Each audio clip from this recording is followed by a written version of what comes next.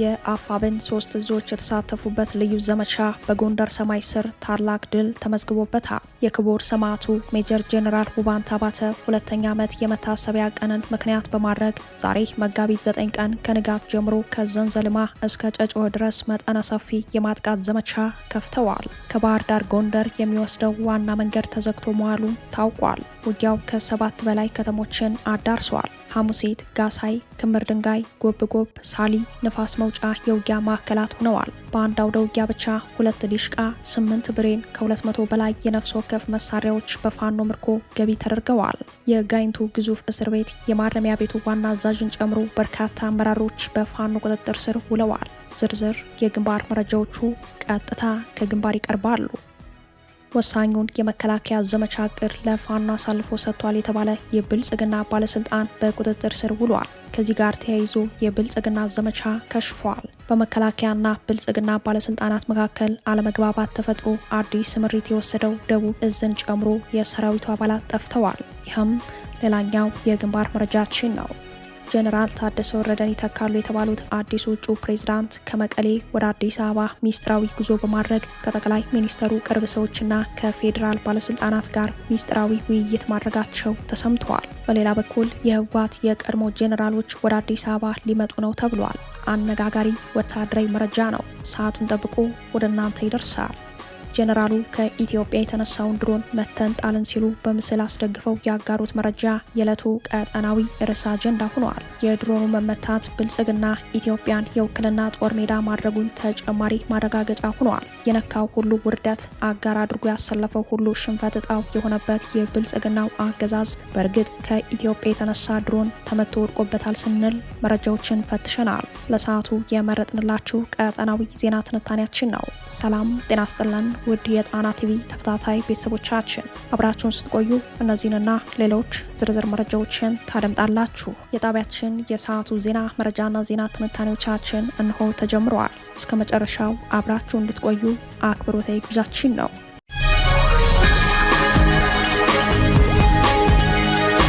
በቅድሚያም ሰበር የግንባር መረጃ ወደምናደርስበት ዜናችን እናምራለን። የክቡር ሰማዕቱ ሜጀር ጄኔራል ውባንተ አባተ ሁለተኛ ዓመት የመታሰቢያ ቀንን ምክንያት በማድረግ ዛሬ መጋቢት 9 ቀን ከንጋት ጀምሮ ከዘንዘሊማ እስከ ጨጮሆ ድረስ መጠነ ሰፊ የማጥቃት ዘመቻ መከፈቱን አፋብን በግንባር መረጃው አረጋግጧል። በዚህ ዘመቻ የአፋብን ጎንደር ጠቅላይ ግዛት በላይ ዘለቀ እዝ እና ምኒልክ እዝ እንደተሳተፉበት በግንባር መረጃው ላይ ተመላክተዋል። በዚህ ተጋድሎ የባህር ዳር ከተማ አካል ከሆነው ዘንዘልማ ጀምሮ የፋኖ ኃይሎች በከፈቱት ማጥቃት በርካታ የአገዛዙ ጦር ሙትና ቁስለኛ ከመሆኑም በላይ ታዳጊ ከተሞችን ጨምሮ 4 ከተሞች በፋኖ ቁጥጥር ስር መዋላቸው ተሰምተዋል። በተለይም ሐሙሲት ከተማና ንፋስ መውጫ ከተማ በፋኖ ቁጥጥር ስር መግባታቸው የዘመቻውን ከፍታ ያሳየ ሆኗል። እንደ ግንባር መረጃው በሐሙሲት ከተማ የነበረው የአገዛዙ ጦር ሙሉ በሙሉ ሙት ቁስለኛና ምርኮ መሆኑን በዚሁ አውደ ውጊያ 4 ብሬንና 1 ዲሽቃ መማረኩን አፋብን በላይ ዘለቀ እዝ በግንባር መረጃው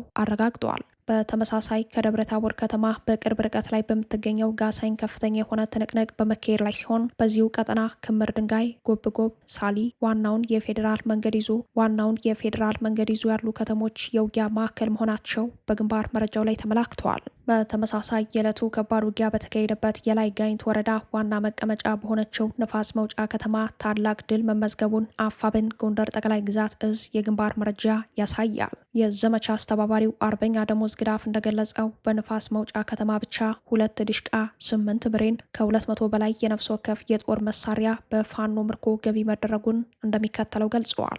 እናመሰግናለን። ይሄ የሚታየው የአድማ ብተና ፓትሮል ነው። ኦፕሬሽኑን የሰራ ነው እንደ ድርጅት ነው።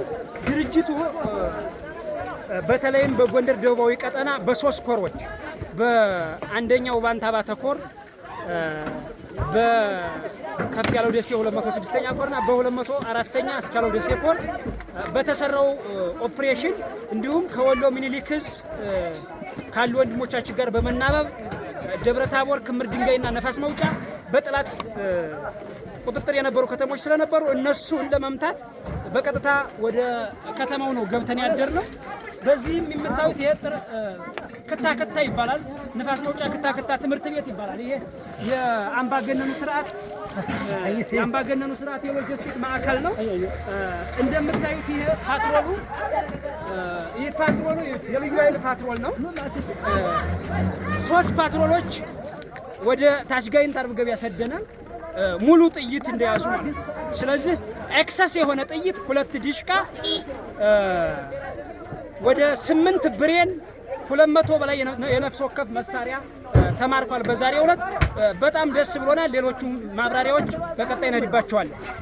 አርበኛው እንደገለጸው ጋይንት የነበረው የአገዛዙ ጦር ክፉኛ የተመታ ሲሆን በዚህ አውደ ውጊያ ከ130 በላይ የሚሆን የጥምር ጦር አባላት መገደላቸው፣ በተለይም ጎንደርና ወሎን የሚያገናኘው ወሳኝ በር ጨጭሆ ላይ መዘጋቱን፣ የአገዛዙ ጦር ወደ መቄት እንዳይሸሽ መንገድ እንደተዘጋበት፣ ከዚህም በላይ አጋዥ ጦር እንዳይመጣ ከባህር ዳርም ሆነ ከወሎ ቤት አማራ አቅጣጫ ወሳኝ መስመሮች በውጊያ መቆረጣቸው ኪሳራውን ከባድ እንዳደረገበት በአውደ ውጊያ መረጃው ላይ ተመላክተዋል። በንፋስ መውጫ ከተማ በተካሄደው ውጊያ የማረሚያ ቤቱ ዋና አዛዥ በፋኖ ኃይሎች ቁጥጥር ስር የገቡ ሲሆን ግዙፉን እስር ቤት በመጠበቅ ላይ የነበሩ የክልሉ የማረሚያ ቤቶች ፖሊሶች በውጊያ ሞትና ቁስለኛ ከሆኑት ውጪ እጃቸውን ለፋኖ የሰጡ እንዳለ፣ ምርኮኞቹን በ3 ማዕከላት የማሰባሰብ ስራዎች እየተሰሩ መሆኑን አፋብን ጎንደር ጠቅላይ ግዛት ከፍ ያለው ደሴ 206ኛ ኮር ለጣና በላከው የግንባር መረጃው ላይ አረጋግጠዋል።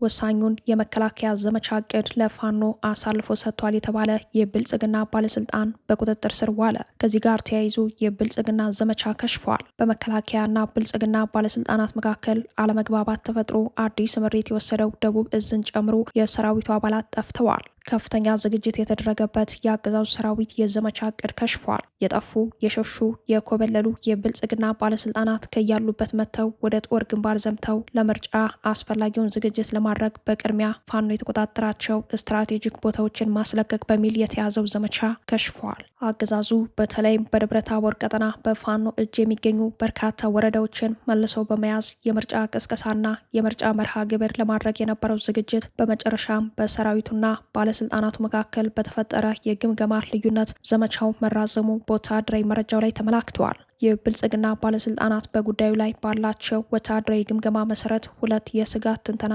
አቅርበዋል። አንደኛው የፋኖ ኃይሎች በደብረ ታቦር ቀጠና በደቡብ ጎንደር ከ17 በላይ የወረዳ ማዕከሎችን በመቆጣጠር ከፍተኛ የሎጂስቲክና የሰው ኃይል ድጋፍ ስላላቸው ማሸነፍ አይቻልም የሚል ነው። ሁለተኛው አዲስ ምሪት የወሰደው ደቡብ እዝ አካባቢውን ስለማያውቀው ያስበላናል የሚል እንደሆነ ለጣና በደረሳት ወታደራዊ መረጃ ላይ ተመላክተዋል። የደቡብ እዝ ሰራዊት አባላትም በሌሊት ከካምፕ መጥፋታቸው ተጨማሪ ስጋት ሆኗል። የደቡብ እዝን ጨምሮ የመከላከያ ሰራዊት አባላት ከካምፕ በመጥፋትና በመኮብለል ላይ መሆናቸው በግንባር መረጃው ላይ ተመላክተዋል። መከላከያ በበኩሉ ወሳኙን የዘመቻ እቅድ ለፋኖ አሳልፈው የሰጡት የብልጽግና ባለስልጣናት ናቸው ብሎ በመገምገሙ ምክንያት በመካከላቸው አለመተማመን መፈጠሩ ታውቋል። ከታቀደው ትልቅ የመከላከያ ዘመቻ ጋር ተያይዞ አዲስ የገባው ደቡብ እዝና ለግዳጅ የተዘጋጀው የመከላከያ አባል ከግዳጅ ቀጠና እየወጣ መጥፋቱ በሰራዊቱ ላይ ከፍተኛ ድንጋጤ ፈጥሯል። በምስራቅ እስቴ መካነ ኢየሱስ ስምሪት ላይ የነበሩት ሌሊት ላይ ጠፍተዋል።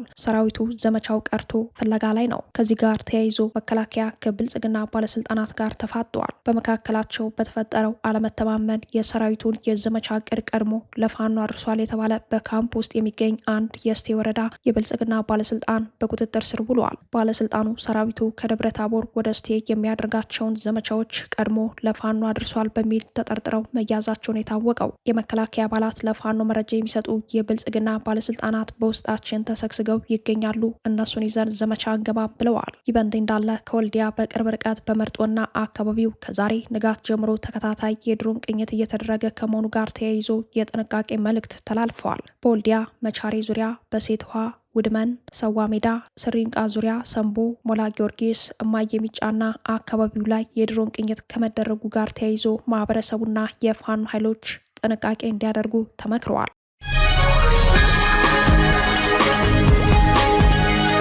ጄኔራል ታደሰ ወረደን ይተካሉ የተባሉት አዲሱ እጩ ፕሬዝዳንት ከመቀሌ አዲስ አበባ ሚስጥራዊ ጉዞ በማድረግ ከጠቅላይ ሚኒስተሩ ቅርብ ሰዎችና ከፌዴራል ባለስልጣናት ጋር ሚስጥራዊ ውይይት ማድረጋቸው ተሰምተዋል። በሌላ በኩል የህወሓት የቀድሞ ጄኔራሎች ወደ አዲስ አበባ ሊመጡ ነው ተብሏል። ከ21 ቀናት በኋላ ስልጣናቸው በይፋ የሚያበቃው የትግራይ ጊዜ አስተዳደር ፕሬዝዳንት ጄኔራል ታደሰ ወረደ በሌሉበትና እሳቸውም አባል በሆኑበት የስውር ካውንስሉ ስብሰባ መፈንቅለ ስልጣን ተደርጎ በመጨረሻም እሳቸውን ይተካል የተባሉ አዲስ ፕሬዝዳንት በህወሓት በኩል በእጩነት መመደቡ ተሰምተዋል። በደብረ ጽዮን ገብረ ሚካኤል ሊቀመንበርነት የሚመራው 9 አባላት ያሉት ስውር ካውንስል ጄኔራሉን በቅርብ በመከታተል ስልጣናቸውን ከመሻማት ባለፈ የመፈንቅለ ስልጣን ሙከራዎችን በሚያደርግበት ጊዜ ጄኔራሉ የሾመኝ ሌላ ነው በሚል ሰበብ ስልጣናቸውን ለማራዘም ስልጣን አንለቅም በማለታቸው ምክንያት እስካሁን በስጋት መቆየታቸውን ለጉዳዩ የቀረቡ ምንጮች ጠቁመዋል። በቅርቡ ጄኔራሉ የመልቀቂያ ደብዳቤ አስገብተው ስልጣናቸውን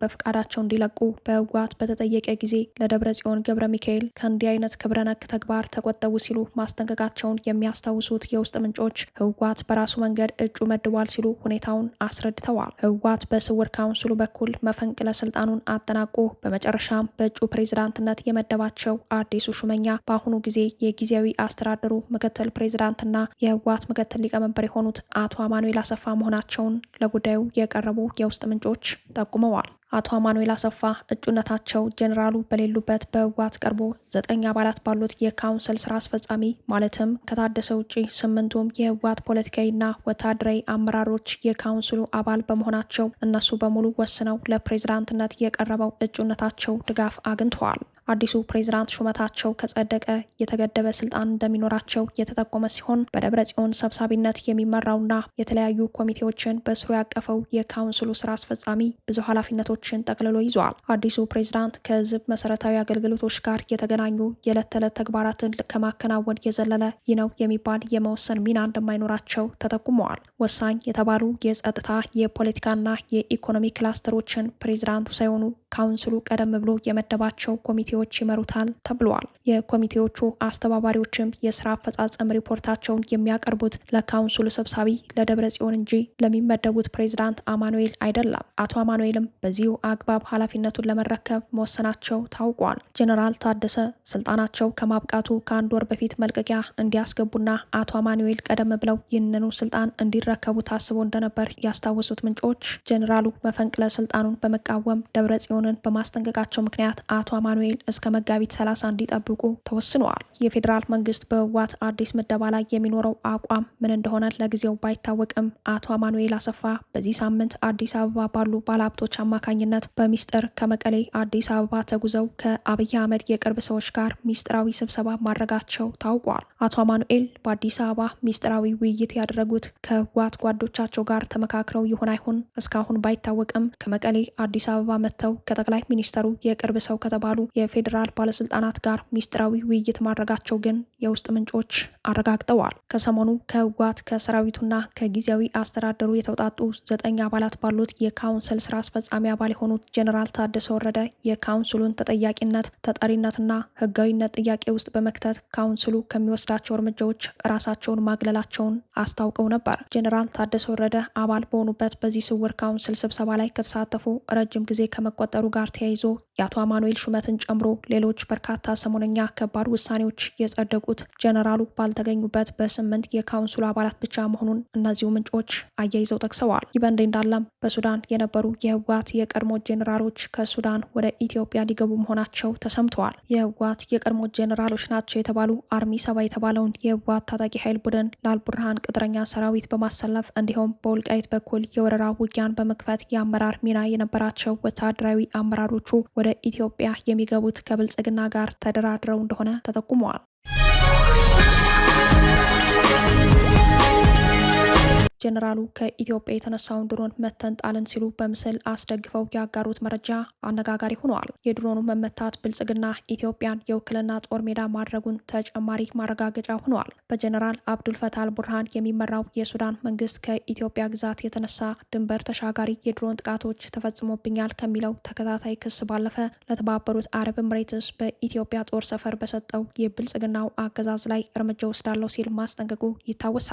ይህ ማስጠንቀቂያ ከሰጠ ጥቂት ጊዜያት በኋላ ጦሩ ከኢትዮጵያ የተነሳ ድሮን መጥቶ መጣሉን በይፋ አስታውቋል። ጦሩ መጥቶ የጣለው የወደቀ ድሮን ምስል በማህበራዊ ሚዲያ በስፋት እየተዘዋወረ ይገኛል። ሱዳን አርሚና አረብ ሚሊታሪ ተመቶ ወደቀ የተባለውን ድሮን በምስል በማያያዝ ወታደራዊ መረጃውን አጋርተዋል። በወታደራዊ መረጃው መሰረት ከኢትዮጵያ የተነሳው ድሮን በሰሜን ኮርዶፋን ተመቶ ወድቋል። ሰው አልባ አውሮፕላኑ ከኢትዮጵያ ግዛት በመነሳት ድንበር አቋርጦ ወደ ሰሜናዊ ኮርዶፋን የአየር ክልል መግባቱ ነው በሱዳን ጦር ተመታ የተባለው። በጉዳዩ ላይ ሱዳን አርሚ ወታደራዊ መረጃው እንዳስነበበው ድሮኑ በኢትዮጵያ ግዛት ውስጥ የጦር ሰፈር ባላቸውና ተደራጅተው በሚንቀሳቀሱ ታጣቂ ሚሊሻዎች አማካኝነት በሱዳን ላይ ጥቃት ለማድረስ የታቀደና ጥቅም ላይ ሊውል የነበረ መሆኑን በዘገባው አመላክተዋል። ባለፉት 2 ወራት በሱዳን የተለያዩ ስፍራዎች የተፈጸሙ የድሮን ጥቃቶች መነሻቸው የኢትዮጵያ ግዛት መሆኑ ይታወቅልኝ ያለው ጦሩ ብልጽግና የቀጠናው የውክልና ጦርነት አስፈጻሚ መሆኑን በሚያመላክት መልኩ እየከሰሰ ነው። ብልጽግና ለጦር አጋሩ የተባበሩት አረብ ኤምሬትስ የጦር ሰፈር በኢትዮጵያ ግዛት ከሰጠ በኋላ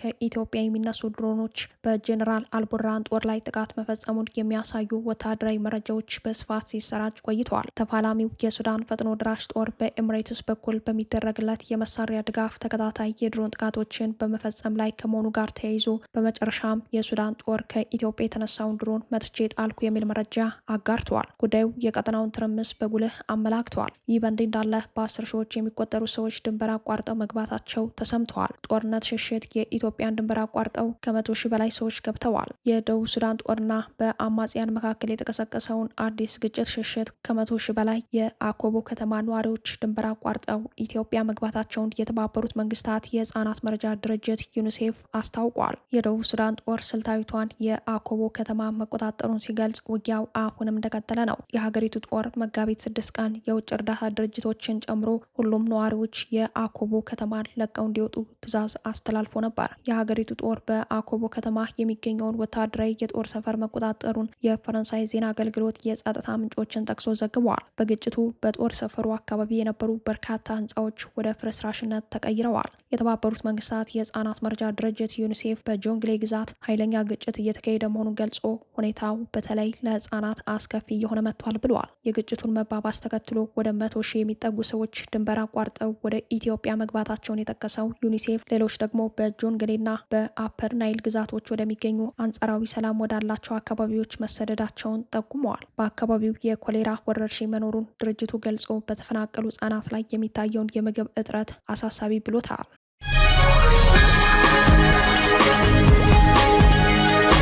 አሜሪካ አደገኛ ቦምብ ተጠቀመች። የሀገሪቱ ፕሬዝዳንት ዶናልድ ትራምፕ ለኔቶ ሌላ ዙር ማስጠንቀቂያ ሰጥተዋል። በሌላ በኩል አሜሪካ የኢራን ነዳጅ መርከቦች ሆርሙዝን እንዲያቋርጡ መፍቀዷ እያነጋገረ ነው። አሜሪካ የኢራን ጦርነት ከተጀመረ ጀምሮ ተጠቅመው የማታውቀውንና እጅግ አደገኛ ነው የተባለለትን ቦምብ መጠቀሟ ተሰምተዋል። ኢራን በበኩሏ ወደ እስራኤል ቴልአቪቭ ሚሳኤሎችን አስወንጭፋለች። የኢራን ጦር አዛዥ አሚር ሀታሚ በእስራኤል የአየር ጥቃት የደህንነት ኃላፊው አሊ ላርጃኒ መገደላቸውን ተከትሎ ወሳኝ አጸፋ እርምጃ እንደሚወስዱ መናገራቸውን ተከትሎ ጥቃቱ የተሰነዘረው ለወንጀለኛዋ አሜሪካና ደም የተጠማው የጽዮናውያን አገዛዝ በተገቢው ጊዜና ቦታ ወሳኝ የሚያሽመደምድ ጸጸት ውስጥ የሚጥል ጥልቅ ምላሽ እንሰጣለን ሲሉ ሀታሚ በሰጡት መግለጫ ተናግረዋል። የኢራን አብዮታዊ ዘብ የላርጃኒ ሞት ለመቀበል ወደ ማዕከላዊ እስራኤል ሚሳኤሎችን መተኮሱን የኤኤፍፒ የዜና ወኪል ዘግበዋል። በዚህም የኢራን አብዮታዊ ዘብ በእስራኤል 100 ቦታዎች ላይ ኢላማ ያደረገ የአጸፋ እርምጃ መውሰዱን